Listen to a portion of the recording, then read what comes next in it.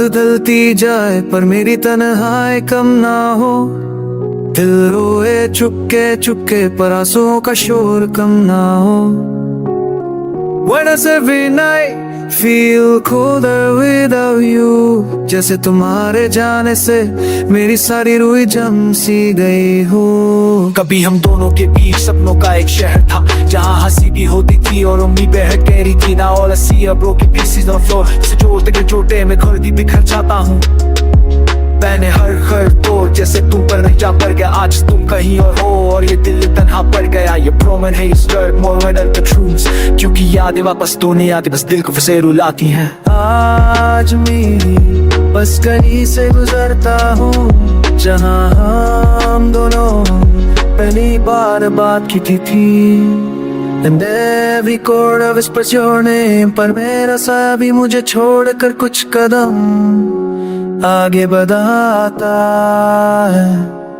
जब हवा चलती है तुम्हारी महक सा लगता है, और जब बारिश होती है तुम्हारी बातें दिल को छू कर जाती है। But these illusions fade too fast, बिल्कुल वैसी जैसे तुम मेरी जिंदगी से फेड हो गई।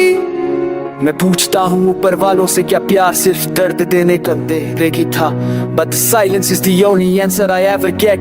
और वो खामोशी मेरे दिल को फिर से तोड़ देती है। रात की लैंप लाइट में मैं तुम्हारी तस्वीर देख, तस्वीर से तुम्हारी रो का एहसास नहीं मिलता। Your eyes used to hold my world, अब मैं सिर्फ गुमशुदा लम्हों की बचाए।